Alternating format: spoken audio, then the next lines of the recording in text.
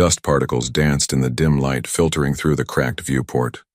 Kaida watched them drift and swirl, envying their freedom to float wherever air currents took them.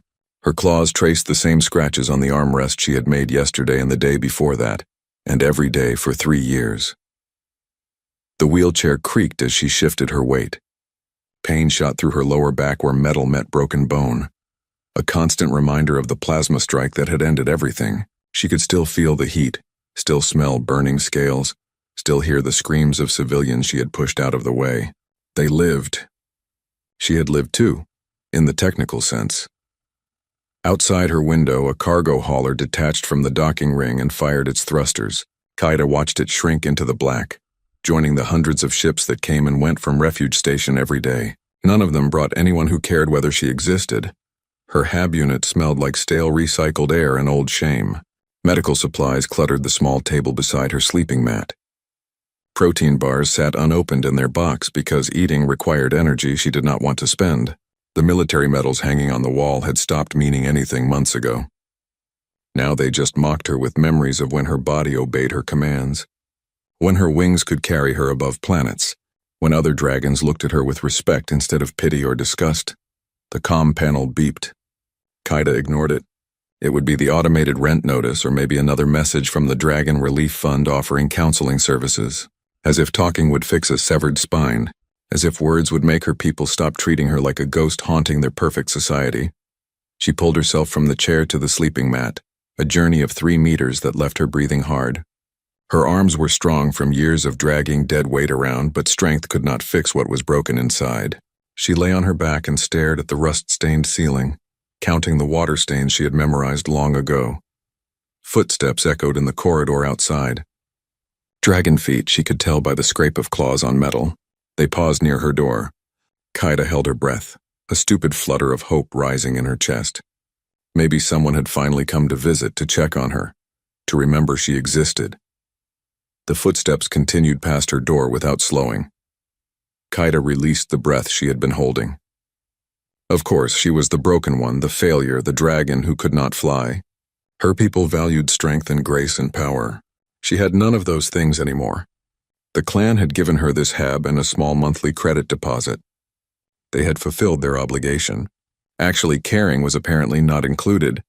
She rolled onto her side and reached under the sleeping mat, fingers finding the combat knife she kept hidden there.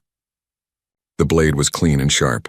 She had maintained it out of habit at first, then later for darker reasons. Some nights the temptation to end the endless gray sameness of her existence felt overwhelming. The only thing that stopped her was spite, the stubborn refusal to let the universe win. Her tablet chimed with the daily news feed. Kaida almost ignored it, but boredom made her check. More political arguments, another trade dispute, a feel-good story about a dragon pilot who had won some race. Kaida closed the feed before the bitterness could consume her completely. Tomorrow she would need to go to the market for supplies. The thought filled her with dread, navigating the crowded corridors, dealing with the stairs, watching other dragons literally step over her chair as if she were furniture.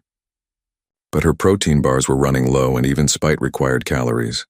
She forced herself to sit up and look around the tiny hab. When had she stopped cleaning? Trash had accumulated in the corners. Her spare clothes lay in a heap. The shower stall had not been used in days because the effort of transferring in and out exhausted her. Kaida pulled herself back into the wheelchair and rolled to the viewport. A passenger liner was departing, all bright lights and elegant curves. She imagined the families inside, heading to new worlds and new adventures. Children playing in the recreation areas, couples enjoying the observation lounges, people with futures. She pressed her palm against the cold viewport and let her forehead rest against it. The metal was cool against her scales. Outside, the stars burned with indifferent light. They had been burning for billions of years and would burn for billions more. Her suffering meant nothing to them. Her existence or absence would not change a single thing in the vast universe.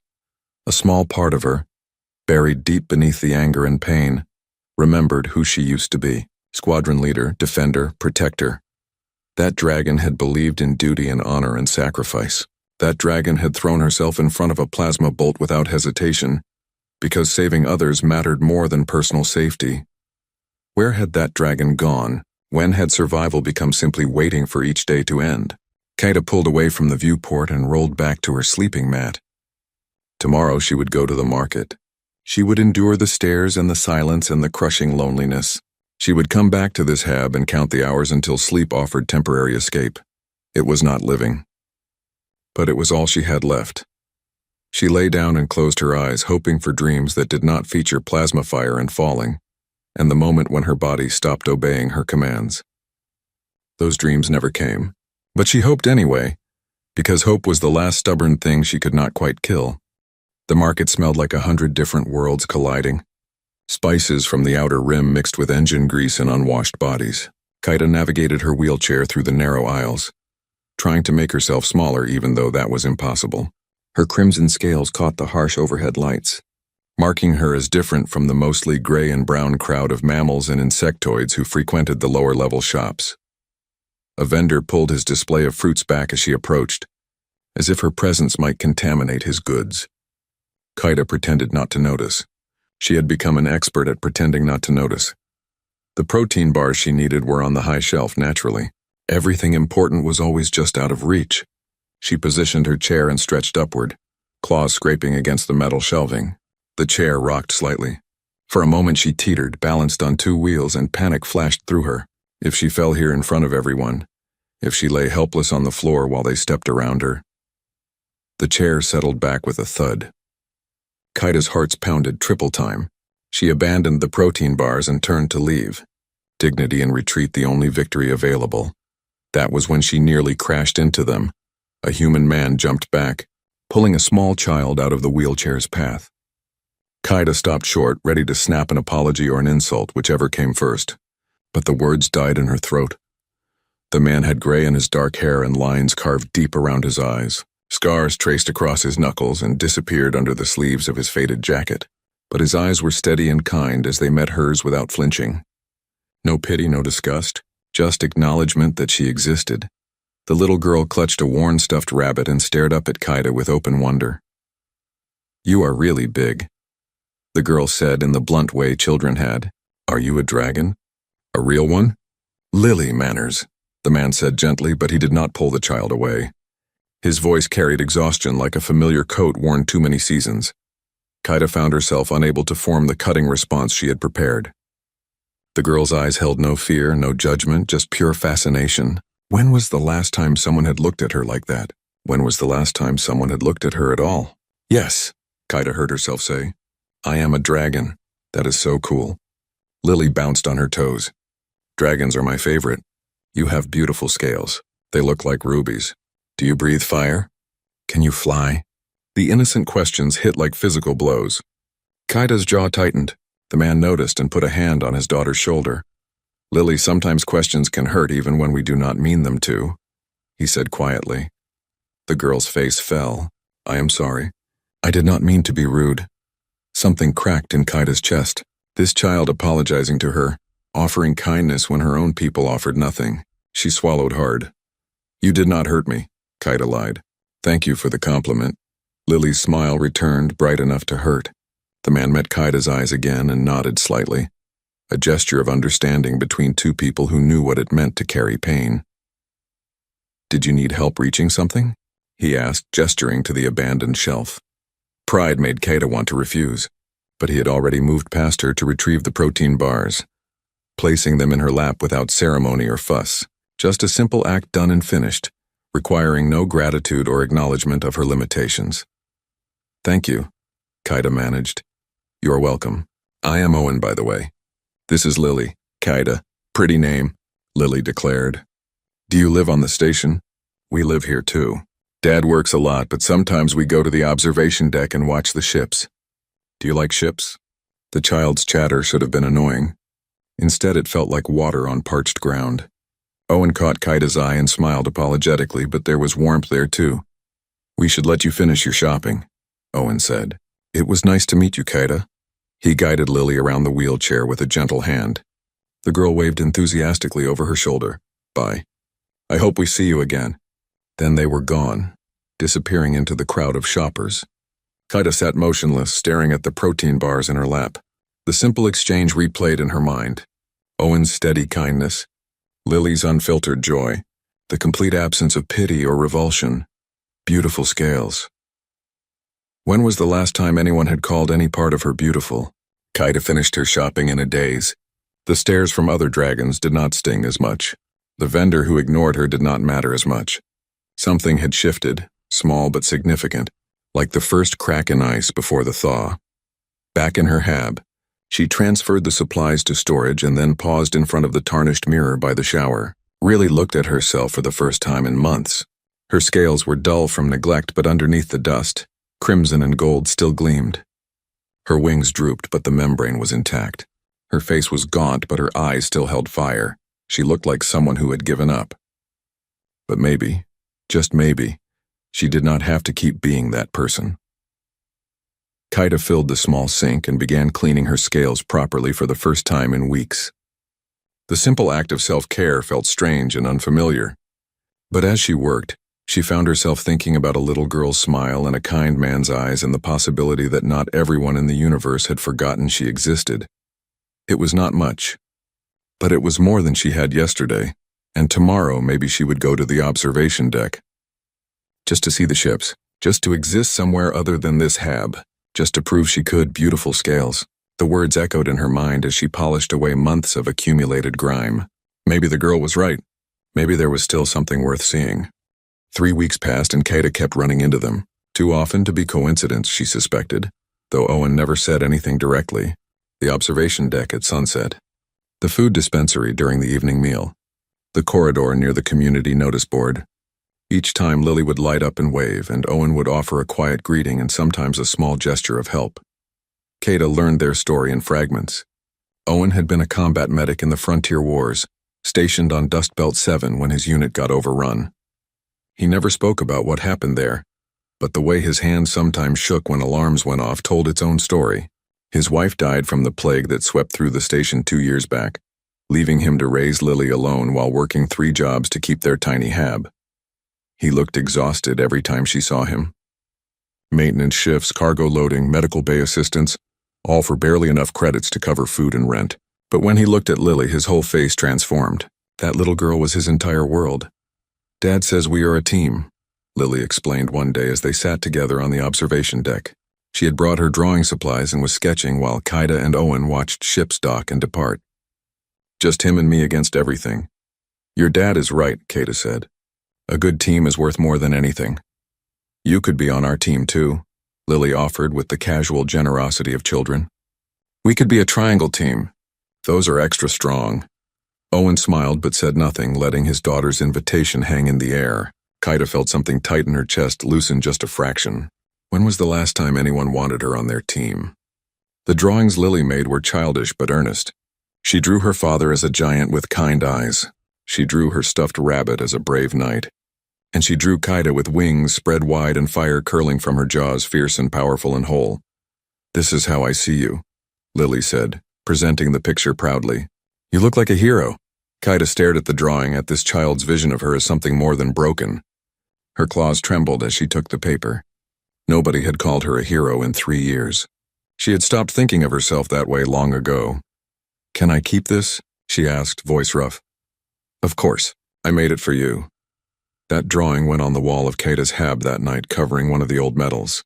Every time she looked at it, she felt a little less lost. She started looking forward to their encounters. Lily would chatter about her lessons at the station school, about kids who were mean and kids who were nice, about her dreams of seeing other planets someday. Owen mostly listened, but sometimes he would add quiet observations that showed how carefully he paid attention to everything around him. When Kaida made a bitter comment about being useless one day, Owen disagreed gently. "I saved 6 lives last week because I know how to treat plasma burns," he said. "Skills matter more than circumstances. You were a warrior. That knowledge does not disappear just because your body changed." Kaida wanted to argue but could not find the words. Owen never preached or lectured. He just stated facts and let her draw her own conclusions.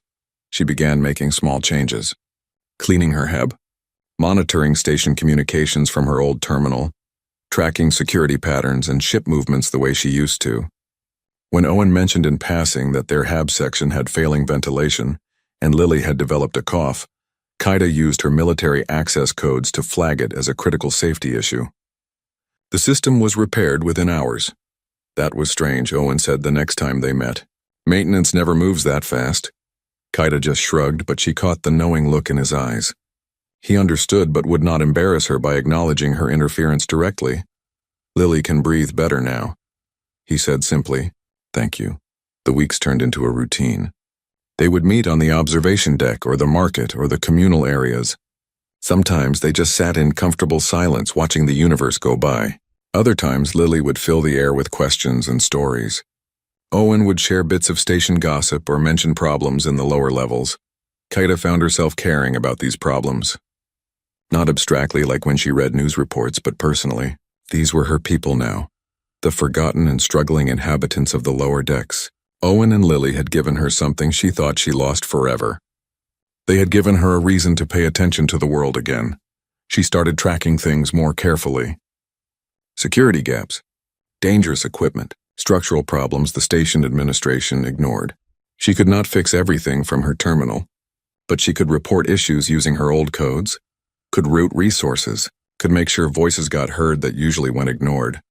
It felt good to be useful again, not as a warrior, not as someone who flew into battle, but as someone who protected in different ways. Strategy, intelligence, knowing where to apply pressure to create change.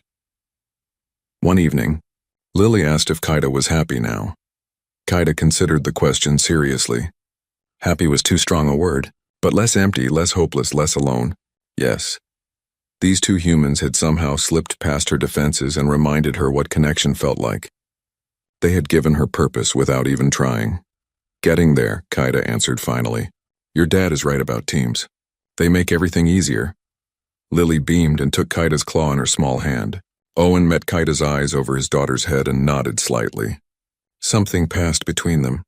A recognition that they were all survivors clinging to whatever fragments of joy they could find. Kaida looked out at the stars and realized she was no longer counting the days until her existence ended. She was counting the days until she saw them again. It was not everything, but it was enough.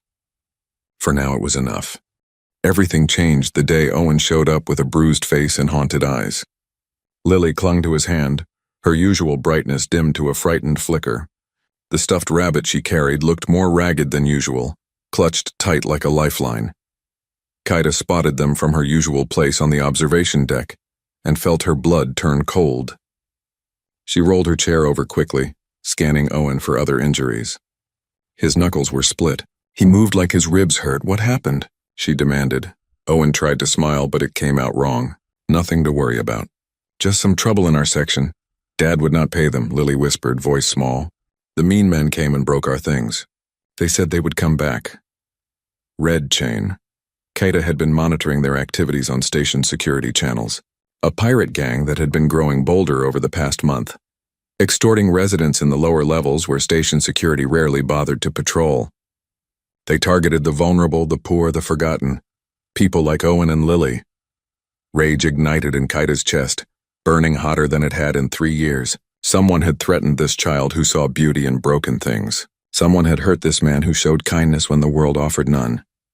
Tell me everything, Kaida said. Owen glanced at Lily, then sighed. The story came out in pieces. The Red Chain had been demanding weekly payments from everyone in their HAB section. Protection money, they called it. Owen refused because he barely had enough to feed his daughter.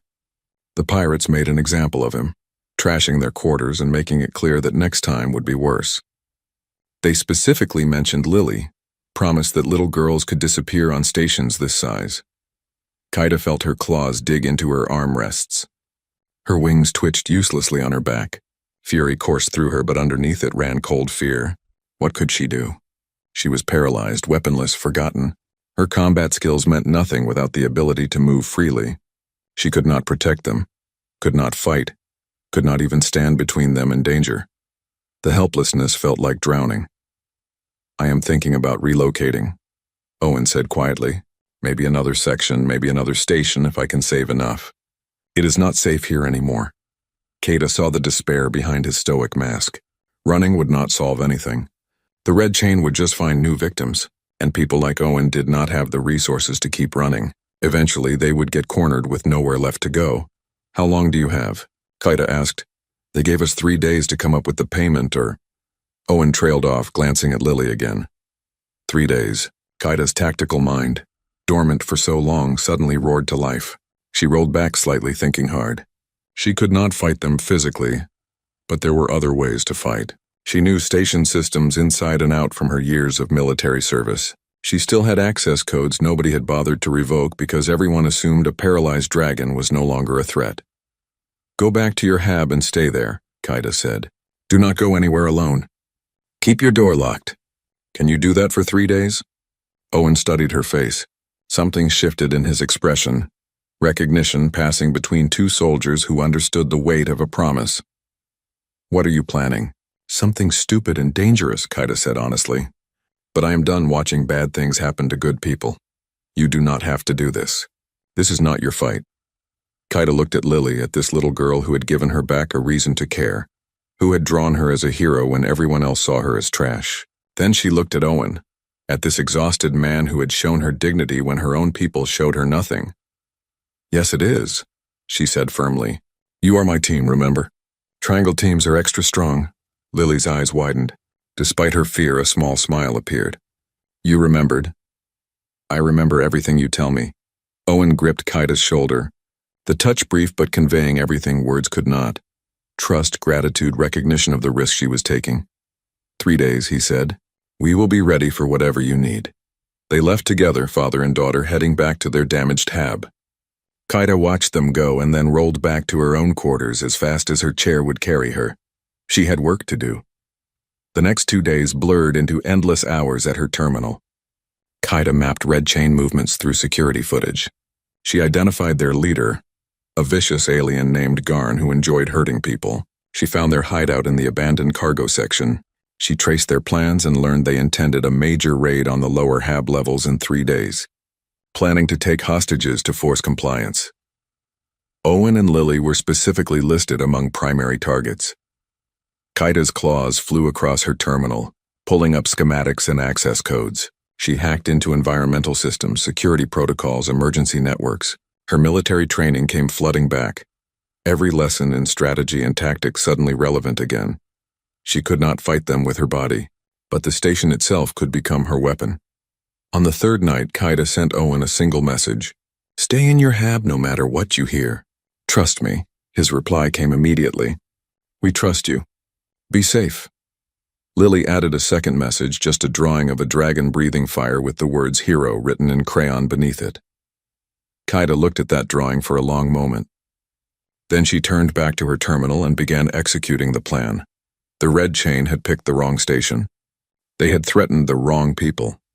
And they were about to learn that a paralyzed dragon was still a dragon. Time to remind them what that meant.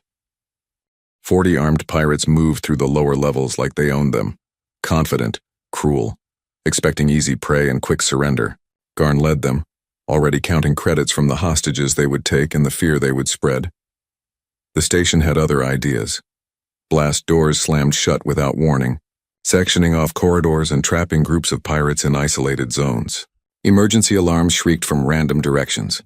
Lights flickered and died, plunging sections into absolute darkness. Life support systems fluctuated, dropping oxygen levels just enough to cause panic but not enough to kill. From her terminal 3 levels away, Kaida orchestrated chaos with the precision of a military strike. Her claws danced across controls as she watched through security cameras, tracking every pirate, guiding the frightened but finally responsive station security forces toward isolated targets. She vented a cargo bay to vacuum, forcing 6 pirates to flee through the only available exit, straight into a security team she had positioned there. She triggered fire suppression systems, flooding corridors with foam that blinded and confused.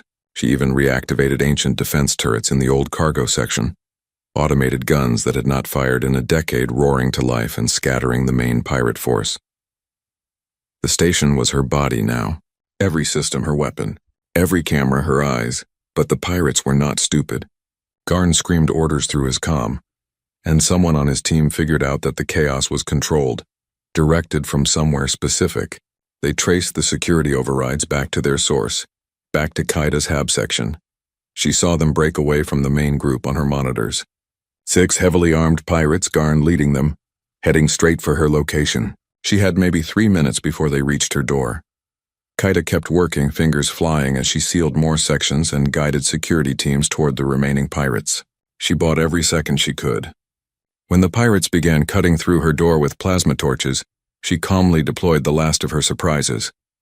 Ancient smoke grenades she had kept as souvenirs suddenly activated in the corridor outside. Disorientation charges she had wired to her door control panel went off as the pirates breached. The first 2 through stumbled, blind and confused. Kaida was waiting. Her wheelchair crashed into the first pirate, momentum and weight knocking him sideways into the wall. She had strapped a metal maintenance bar to her chair's frame. It connected with the second pirate's jaw in a satisfying crunch.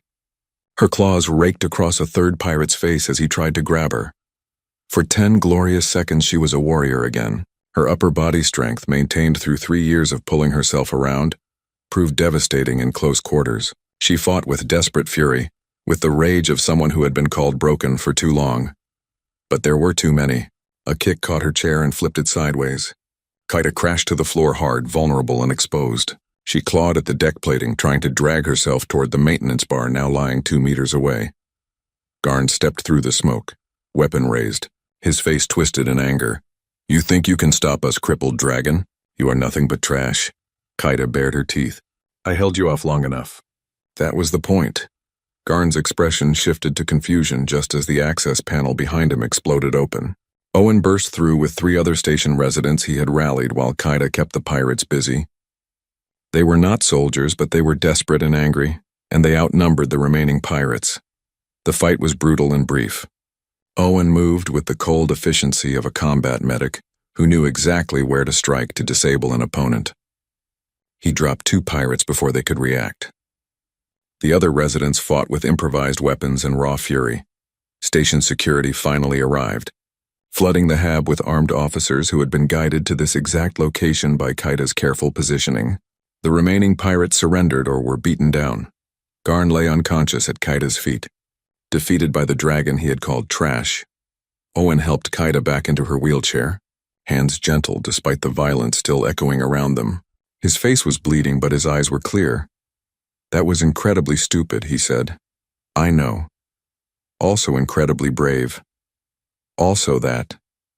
Then Lily was there, having disobeyed orders to stay safe, throwing her arms around Kaida's neck and crying and laughing at the same time. The little girl was saying something about heroes and knowing Kaida would save them, but the words blurred together. Station security started asking questions. Other residents began gathering, people from the lower levels who had lived in fear of the red chain. They looked at Kaida with something she had not seen in 3 years. Respect, gratitude, recognition. The security chief, embarrassed by how badly they had failed the lower levels, took statements and tried to assert authority he had not earned, but the residents ignored him, gathering around Kaida instead. Someone started clapping, then others joined. The applause spread through the crowd. Kaida sat in her wheelchair, surrounded by grateful strangers holding a crying child, meeting the eyes of a man who had helped her remember what fighting for something meant. She had saved hundreds of lives tonight. Using her mind instead of her body, using her training instead of her wings, proving that broken pieces could still cut when wielded correctly. "Told you," Lily whispered against her scales. "Told you that you were a hero." Kaida's claws tightened around the little girl. Maybe Lily had been right all along. Maybe being a hero had nothing to do with whether your body worked the way it used to. Maybe it only required the willingness to stand between danger and those who could not protect themselves. She met Owen's eyes over his daughter's head. He nodded once, respect and understanding passing between 2 warriors who knew what it cost to keep fighting. Kaida realized something then, surrounded by people who finally saw her. She was not useless. She never had been. She just needed someone to remind her that worth came in many forms. The red chain was broken, and so was she. But broken did not mean powerless. Change came slowly to Refuge Station, but it came. The administrator, embarrassed by security failures and faced with angry lower-level residents, allocated resources to improve conditions. Patrols increased, safety equipment got repaired, The forgotten levels became slightly less forgotten. Owen received a permanent position as chief medical assistant with actual benefits and better pay. They moved to a larger hab with working ventilation and a door that sealed properly. Lily started sleeping through the night again without nightmares. But the biggest changes were less visible and more important. Residents in the lower levels began greeting Kata in corridors. They asked her advice about security concerns. Parents told their children about the dragon who saved them. Kids waved when she rolled past. Kata was no longer invisible. Word spread beyond the station. A dragon courier arrived 3 weeks after the red chain fell, carrying a message from her old clan. They acknowledged her heroism. They offered to bring her home to give her a place among them again. The offer felt hollow. They wanted to claim her success, to parade her as proof of dragon superiority, but they did not want her. They wanted the glory of association without the shame of her disability. Kata declined politely. Refuge Station was home now. These people, the broken and forgotten and struggling, they were her clan. A human military doctor visiting the station heard about Kata's case. She specialized in spinal reconstruction, using techniques developed from studying multiple species. She examined Kata carefully and made no promises she could not keep. "I cannot give you flight," the doctor said honestly. "Your wings will never carry you again. But I might be able to give you back your legs with mechanical assistance. The procedure is experimental and expensive and painful." "How expensive?" Kata asked. The number made her heart sink. She could never afford it. She started to refuse, but the doctor held up a hand. "Wait before you decide. You have people who want to help." The fundraiser started small. Owen and Lily going door to door in their section, explaining what they needed. Then it grew. Residents who had been saved spreading the word. Merchants who remembered Kata's kindness donating credits. Even some dragons, scattered individuals who had been quietly ashamed of how their kind treated the disabled, contributing anonymously. Within 2 weeks they raised the full amount. When station residents presented Kata with the collected credits, she broke completely. These people had almost nothing, yet they gave what they could. For her. Because she mattered to them. Lily hugged her while she cried. "You saved us," the little girl said simply. "Now we save you back. That is what teams do." The surgery was brutal. Hours on the table, followed by weeks of recovery, followed by months of painful rehabilitation. There were days Kata wanted to quit, when the pain seemed endless and the progress too slow. Owen supported her through every setback. He knew about rehabilitation, about pushing through pain, about refusing to surrender. He never let her quit. Lily visited daily with drawings and stories. She brought flowers stolen from the station hydroponics bay. She sat beside Kata's bed and chattered about school and friends and ordinary things that made the pain feel less overwhelming.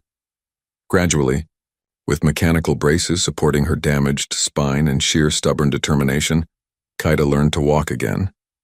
Her movements were stiff and assisted. She would never be graceful. But she stood on her own feet for the first time in 3 years. The station administrator offered her the position of chief of security. Kata accepted. She designed new protocols and trained security teams. She used her strategic mind and military experience to turn the station into one of the safest in the sector. She became proof that disability did not mean inability. That worth came in many forms. 1 year after the red chain fell, Kata stood at the observation deck with Owen and Lily.